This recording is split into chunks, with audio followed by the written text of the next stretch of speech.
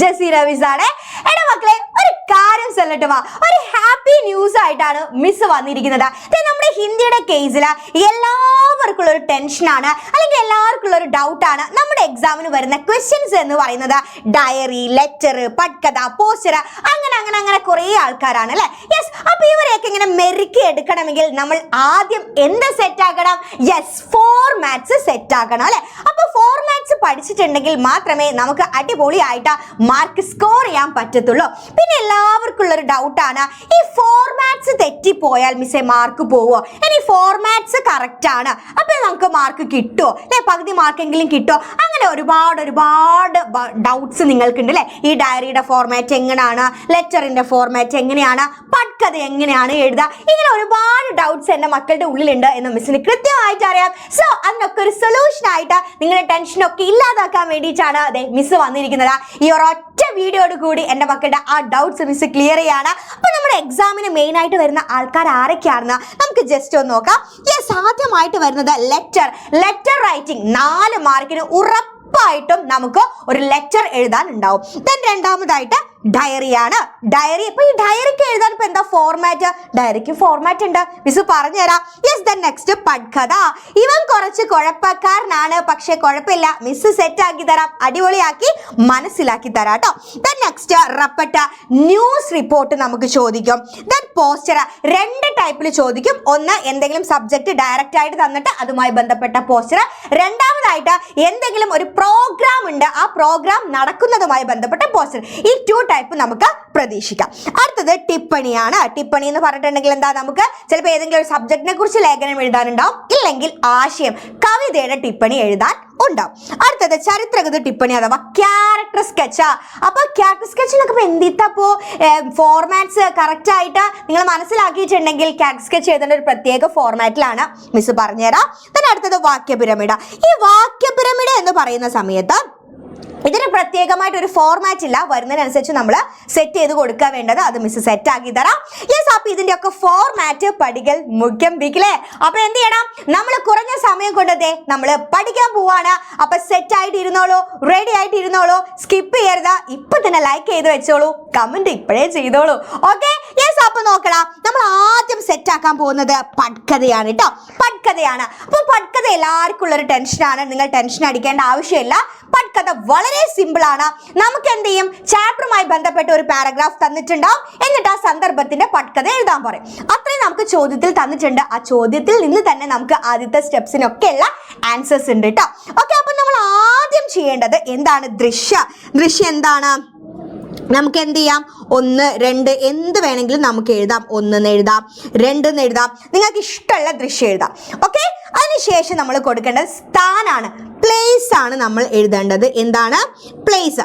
ഈ പ്ലേസ് എന്ന് പറയുന്ന സമയത്ത് നമുക്കറിയാം, നമ്മുടെ ചാപ്റ്ററിൽ ഒരുപാട് പ്ലേസ്, ചിലപ്പോൾ വീടിൻ്റെ ഉള്ളിലാവാം, വീടിൻ്റെ പുറത്താവാം, ചിലപ്പോൾ സ്കൂളിലാവാം, ചിലപ്പോൾ വഴിയിലാവാം. അപ്പം നിങ്ങൾ എന്ത് ചെയ്യുക? അതിനനുസരിച്ചുള്ള ഒരു സ്ഥലം അവിടെ മെൻഷൻ ചെയ്യാം. അപ്പോൾ ആദ്യം നമ്മൾ എന്ത് എഴുതുന്നു? ദൃശ്യം എഴുതുന്നു. ദെൻ നമ്മൾ എന്ത് ചെയ്യുക? 1, 2 നിങ്ങൾക്ക് ഇഷ്ടമുള്ളത് എഴുതുന്നു.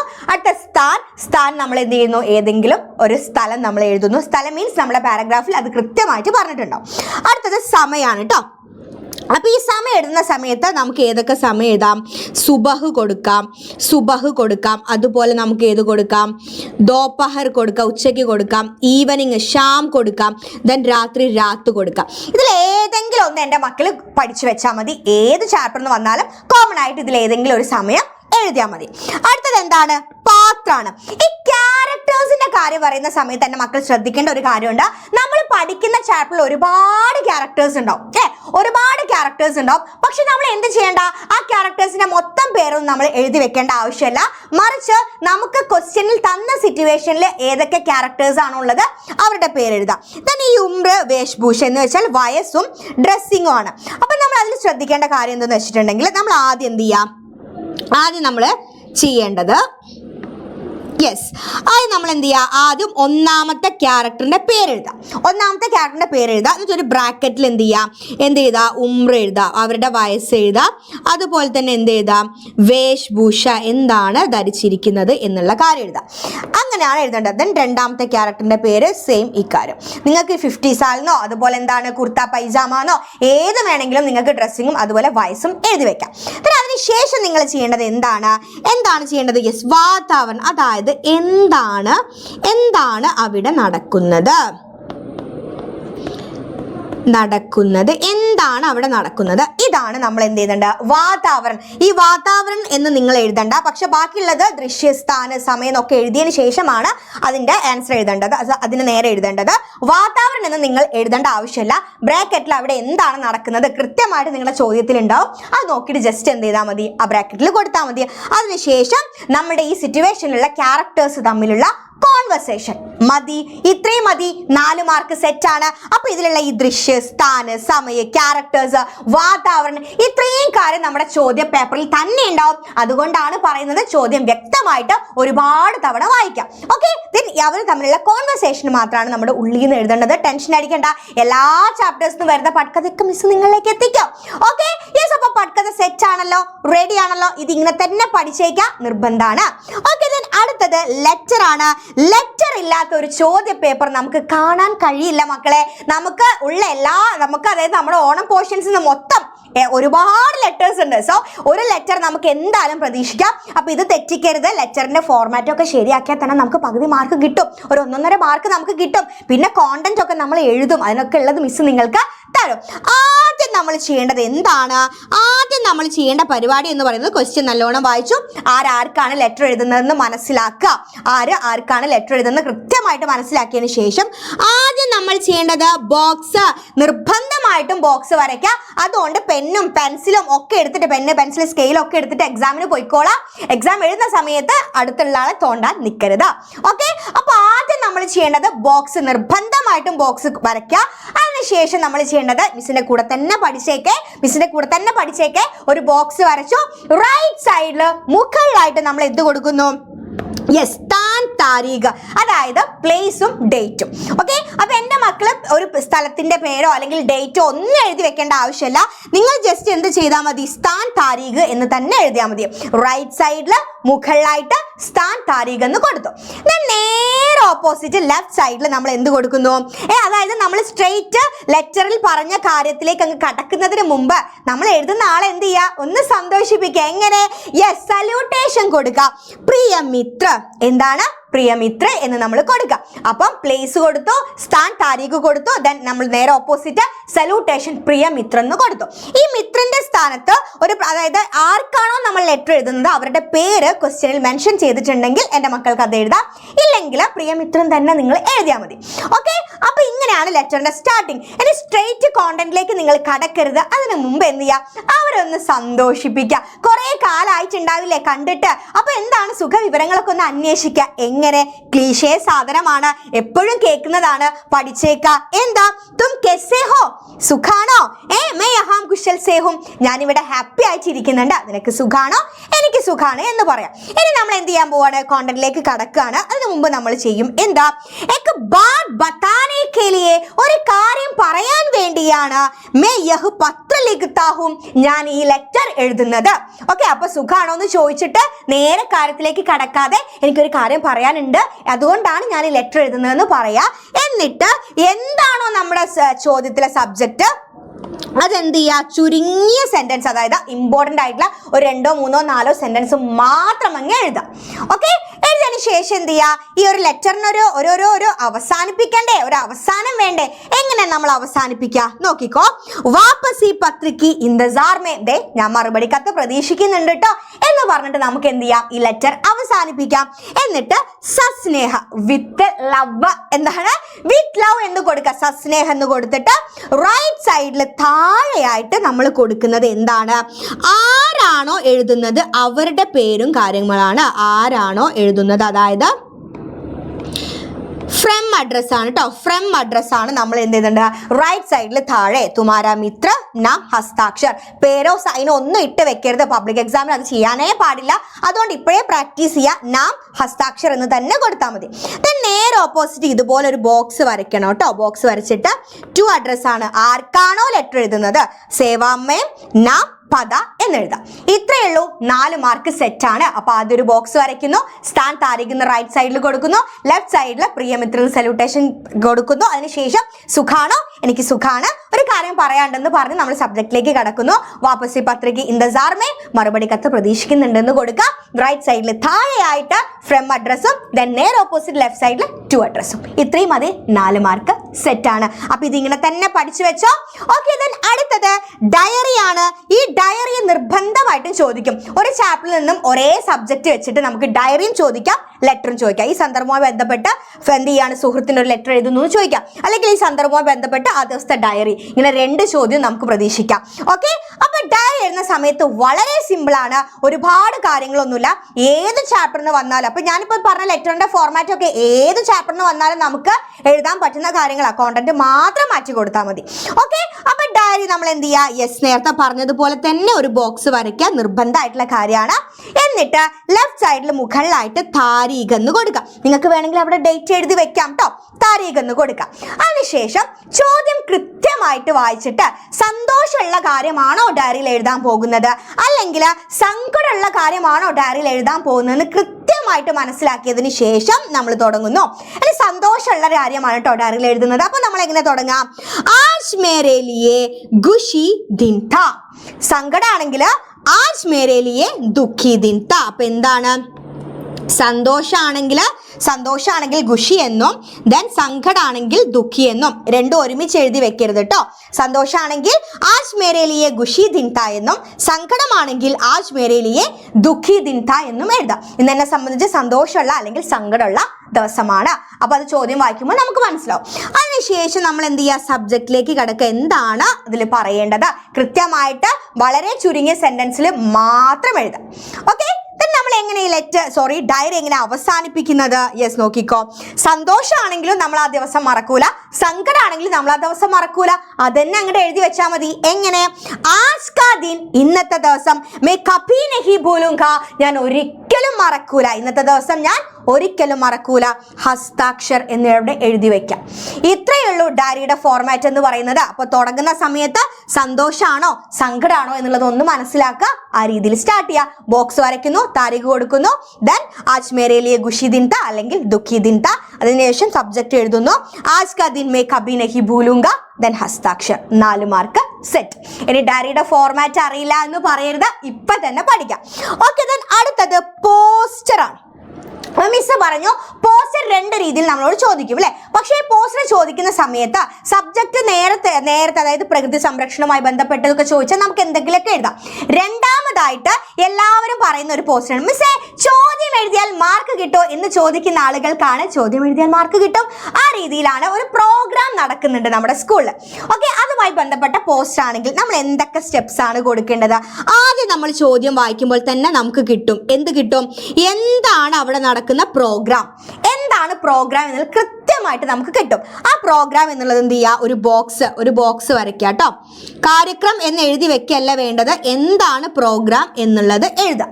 ഓക്കെ, ചിലപ്പോൾ സംഗോഷ്ഠി ആവാം, സെമിനാർ ആവാം, ചിലപ്പോൾ ഫിലിം ഫെസ്റ്റിവൽ ആവാം, ചിലപ്പോൾ നാടകമാവാം. അത് കൃത്യമായിട്ട് നമ്മുടെ ചോദ്യ പേപ്പറിൽ ഉണ്ടാവും. അതെന്ത് ചെയ്യുക, അതുപോലെ അങ്ങോട്ട് എഴുതി വെക്കുക. കാര്യക്രം എന്നല്ല, കാര്യക്രം എന്ന് പറഞ്ഞാൽ പ്രോഗ്രാം ആണ്. അപ്പൊ പ്രോഗ്രാം എന്താണ് നമ്മുടെ ചോദ്യ പേപ്പറിലുള്ളത് അത് വലുതാക്കി എഴുതാം. ചോദ്യത്തിൽ തന്നെ ഉണ്ടാവും കേട്ടോ. രണ്ടാമതായിട്ട് വിഷയം, അതായത് സബ്ജക്റ്റ്. അപ്പൊ സംഗോഷ്ഠി സെമിനാർ ആണെങ്കിൽ എന്താണ്, അതിനൊരു സബ്ജക്റ്റ് ഉണ്ടാവും. ഫിലിം ഫെസ്റ്റിവൽ ആണെങ്കിൽ ഏതെങ്കിലും ഒരു ഫിലിം ഉണ്ടാവും അല്ലെ. അപ്പൊ ആ സബ്ജക്റ്റും എവിടെ തന്നിട്ടുണ്ടാവും.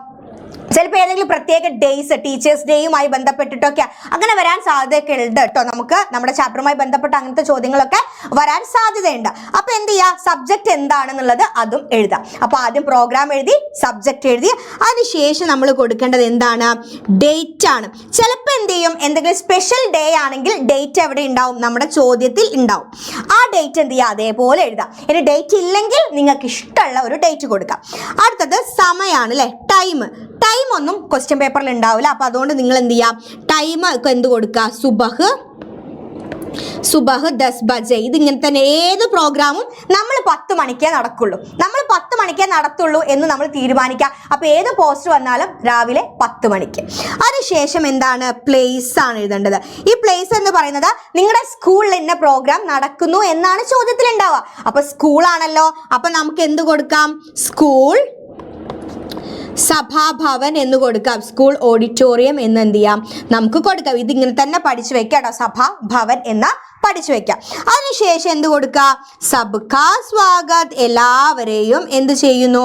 സ്വാഗതം ചെയ്യുന്നു. ഇത്രയേ ഉള്ളൂ. 4 മാർക്ക് സെറ്റ്. ഇതൊക്കെ നമ്മൾ ചോദ്യത്തിൽ നിന്നാണ് എഴുതിയത്. അതുകൊണ്ട് ചോദ്യം ശ്രദ്ധിച്ച് വായിച്ച് എന്താണ് പ്രോഗ്രാം, സബ്ജക്റ്റ്, ഡേറ്റ്, ടൈം,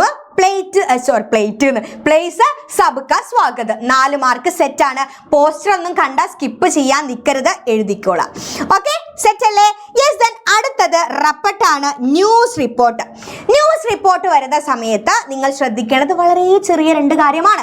നമ്മുടെ എല്ലാവരുടെ വീട്ടിലും പത്രം ഇടാറുണ്ട് അല്ലേ? അപ്പൊ നമ്മൾ ആരും ഈ news paper A to Z കാര്യങ്ങളൊന്നും വായിക്കാറില്ല. നമ്മൾ ആ ഹെഡ്ലൈൻ വായിക്കുന്ന സമയത്ത് തന്നെ ഏകദേശം നമുക്ക് കത്തും താഴോട്ട് എന്താണെന്ന് പറയുന്നത് അല്ലേ? യെസ്, അത് തന്നെയാണ് ഇവിടെ ചെയ്യേണ്ടത്. ചോദ്യം വായിക്കുക, ചോദ്യവുമായി ബന്ധപ്പെട്ട ഒരു ആകർഷണീയ ശീർഷകം, അതായത് അട്രാക്റ്റീവ് ആയിട്ടുള്ള ഹെഡിങ് കൊടുക്കുക. അട്രാക്റ്റീവ് ആയിട്ടുള്ള ഹെഡിങ് എന്ന് പറഞ്ഞാൽ നമുക്ക് ഇഷ്ടമുള്ള ഹെഡിങ് എന്നല്ല, ചോദ്യവുമായി ബന്ധപ്പെട്ട ഒരു അട്രാക്റ്റീവ് ആയിട്ടുള്ള ഹെഡിങ് കൊടുക്കുന്നു. ദെൻ അതിനുശേഷം പ്ലേസ് കൊടുക്കുക, ഒരു പ്ലേസ് മെൻഷൻ ചെയ്യുക. ദെൻ അതിനുശേഷം എന്ത് ചെയ്യുക? നമ്മൾ സബ്ജക്റ്റിലേക്ക് കടക്കുക.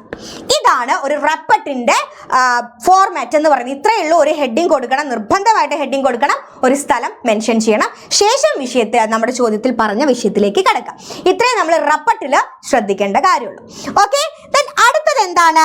ക്യാരക്ടർ സ്കെച്ചാണ്, ചരിത്രകഥ ടിപ്പണിയാണ്. നിർബന്ധമായിട്ടും ചോദിക്കാം. ഇത് എഴുതുന്ന സമയത്തും സിമ്പിളാണ്. ആ ക്യാരക്ടറിനെ കുറിച്ചുള്ള കാര്യങ്ങളൊക്കെ നമുക്കറിയാം. പക്ഷേ നമ്മൾ ഈ ഒരു ക്യാരക്ടർ സ്കെച്ച് തുടങ്ങുന്ന സമയത്ത് അതിന്റെ സ്റ്റാർട്ടിങ്ങിൽ ഒരു ചെറിയ കാര്യം മാത്രം ശ്രദ്ധിച്ചാൽ മതി. ആ കാര്യം മിസ് പറഞ്ഞുതരാം, നോക്കിക്കോ. എന്താണ്? ഡാഷ് കി മഷൂർ കഹാനി ഡാഷ് കാ മുഖ്യ പാത്ര ഹെ ഡാഷ്. എന്താണ് നമ്മൾ ആദ്യം എന്താ എഴുതേണ്ടത്? കവിയുടെ പേര് എഴുതാം. കവിയുടെ പേര് ഇപ്പൊ നാഗാർജുൻ അല്ലെങ്കിൽ പ്രഭാത്, എന്തെങ്കിലും നിങ്ങൾക്ക് ഇഷ്ടമല്ല, നമ്മൾക്ക് ഏത് ചാപ്റ്ററിനാണോ ക്യാരക്ടർ തന്നത് ആ ചാപ്റ്റർ എഴുതിയ ആളുടെ പേര് കൊടുക്കുക.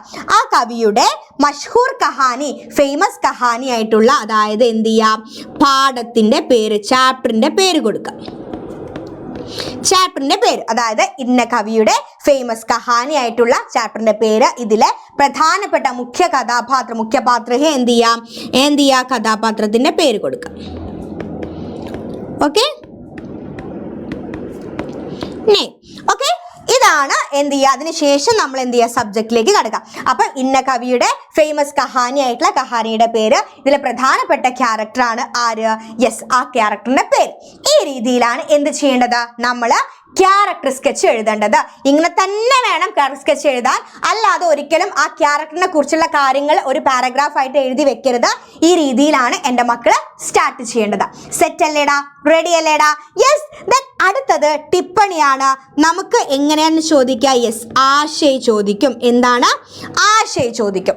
ഓക്കെ, അപ്പൊ ആശയം ചോദിക്കുന്ന, കവിതയുടെ ആശയം ചോദിക്കുമ്പോൾ നമ്മൾ ആദ്യം എന്ത് ചെയ്യുക? ഒരു ശീർഷകം കൊടുക്കുക, ഒരു ഹെഡിങ് കൊടുക്കുക. അതായത് കവിതയുടെ പേര് തന്നെ നിങ്ങൾ എഴുതി വെച്ചോളൂ, കവിതയുടെ പേര് തന്നെ എഴുതി വെക്കാം. അതിനുശേഷം കവി കാ പരിചയം, അതായത് കവിയുടെ പേര് കൊടുക്കുക. കവിയുടെ പേര്, ആശയം, കവിതയുടെ ആശയം എഴുതുന്ന സമയത്ത് എന്താണ്? നമുക്ക് കവിതകളുണ്ട്, ഉറപ്പായിട്ടും ആശയം ചോദിക്കും. കവിതയിൽ നിന്നും അതല്ലാതെ വേറൊരു ചോദ്യമില്ല. അപ്പൊ ആദ്യം എന്ത് ചെയ്യുക? കവിതയുടെ പേര് തന്നെ എന്ത് ചെയ്യുക? ഒരു ഹെഡിങ് ആയിട്ട് കൊടുക്കുക. ഹെഡിങ് നിർബന്ധമുള്ള കാര്യമല്ല, നിങ്ങൾക്ക് ആഡ് ചെയ്യാം. ഓക്കെ, ദെൻ കവി കാ പരിചയം എന്ന് പറഞ്ഞാൽ എന്താ? കവിയുടെ പേര് കൊടുക്കുക. ആദ്യം എന്ത് ചെയ്യുക? ഇന്ന കവിയുടെ, കവിതാ കാ പരിചയം, കവിതയുടെ പേര്. ഓക്കെ, കവിതയുടെ പേര്. അപ്പൊ ഇന്ന കവിയുടെ സുന്ദരമായിട്ടുള്ള സുന്ദർ കവിത ഹേ എന്ന കവിതയുടെ പേര്. ഓക്കെ, അതിനുശേഷം പങ്ക്തിയൊക്കെ വിശേഷത, അതായത് വരികളിലേക്ക് പോവാം. അതായത് കവി കഹത്തെ ഹേ കി, കവി പറയുന്നു, എന്താണ് കവി പറയുന്നത്? ആ വരികളിലൂടെ നമ്മൾ കടന്നു പോയിട്ട് എങ്ങനെ അവസാനിപ്പിക്കാം? കവിതാക്ക സന്ദേശിലെ ഒരു സന്ദേശം ഉണ്ടാവും, ഒരു മെസ്സേജ് ഉണ്ടാവില്ല. അതായത് ഈ കവിതയിൽ ഇന്ന കാര്യമാണ് കവി നമ്മളോട് പറയുന്നത് എന്ന് കൊടുക്കുക. ഇത്രയും മതി ആശയത്തില്. 3 പാരഗ്രാഫ് ആയിട്ടാണ് എൻ്റെ മക്കൾ എഴുതേണ്ടത് 3 പാരഗ്രാഫ്. അതിൽ ഒന്നാമത്തെ, അതായത് വലിയ പാരഗ്രാഫ് അല്ല, ഒരു 2-3 സെന്റൻസ് ഉണ്ടാവുള്ളൂ. ഒന്നാമത്തെ പാരഗ്രാഫിൽ കവിയുടെ പേരും കവിതയുടെ പേരും കാര്യങ്ങളും നമ്മൾ മെൻഷൻ ചെയ്യുന്നു. രണ്ടാമത്തെ പാരഗ്രാഫിൽ നമ്മൾ വരികളിലേക്ക് ഇറങ്ങി ചെല്ലുന്നു. ദെൻ മൂന്നാമത് എന്താണ് ഭയങ്കര അടിപൊളിയായിട്ടുള്ള സരൾ ഭാഷ അല്ലെ, അതായത് നല്ല രീതിയിലാണ്, നല്ല കുഞ്ഞി വേർഡ്സ് കൊണ്ടാണ് സെന്റൻസ് ഉണ്ടാക്കിയിരിക്കുന്നത്. അതുപോലെ ഇതാണ് ഈ കവിതയുടെ മെസ്സേജ്. ഇത്രയും കാര്യങ്ങളാണ് നമ്മൾ കവിതയുടെ ടിപ്പണിയിൽ എഴുതേണ്ടത്, ആശയത്തിൽ എഴുതേണ്ടത്. ഇത്രയേ ഉള്ളൂ നമുക്ക് മെയിൻ ആയിട്ട് പഠിക്കാനുള്ള ഫോർമാറ്റ്സ് എന്ന് പറയുന്നത്. ഇനി ഫോർമാറ്റ് ടെൻഷൻ ഉണ്ടെന്ന് പറയരുത്. ഇനി ഈ ഫോർമാറ്റിലേക്ക് എങ്ങനെയാണ് കോണ്ടന്റ് അപ്ലൈ ചെയ്യുക എന്നുള്ളൊരു ടെൻഷൻ ഉണ്ടെങ്കിൽ എല്ലാ കീ പോയിന്റ്സിന്റെയും ഒരു വീഡിയോയും കൂടി മിസ് തരാണ്. മിസ് തന്നിട്ടുണ്ട്, അതൊന്നെടുത്ത് നിങ്ങൾ കാണുക. ദെൻ എന്ത് ചെയ്യുക, ആ സെന്റൻസ് വെച്ചിട്ട് ഈ ഫോർമാറ്റിലേക്ക് ഒന്ന് നിങ്ങൾ അപ്ലൈ ചെയ്ത് കൊടുക്കുക. ദെൻ ഇനി പ്രഡിക്ഷൻസ് വീഡിയോസ് ആയിട്ടും ലൈവ് ക്ലാസ്സസ് ആയിട്ടും ഷോർട്സ് ആയിട്ടും ഒക്കെ മിസ് ഈ ഒരു ചാനൽ നിറഞ്ഞു നിൽക്കും. സോ നിങ്ങൾ എപ്പോഴും അലർട്ട് ആയിട്ടിരിക്കുക, ഈ ഒരു ചാനൽ എപ്പോഴും വാച്ച് ചെയ്തുകൊണ്ടിരിക്കുക. യെസ്, ദെൻ മാക്സിമം ഫ്രണ്ട്സിന് ഷെയർ ചെയ്യുക, ലൈക്ക് ചെയ്യുക, കമന്റ് ചെയ്യുക. ആദ്യമായിട്ട് കാണുന്നവരാണെങ്കിൽ ഒന്ന് സബ്സ്ക്രൈബ് ചെയ്തേക്ക്, കാരണം എക്സാം നമുക്ക് എഴുതണം, അടിപൊളിയാക്കണം. ഓക്കെ, അപ്പോൾ ഇതുപോലത്തെ ഹെൽപ്ഫുൾ ആയിട്ടുള്ള വീഡിയോസ് ആയിട്ട് നമുക്ക് നെക്സ്റ്റ് വീഡിയോയിൽ பார்க்கலாம்.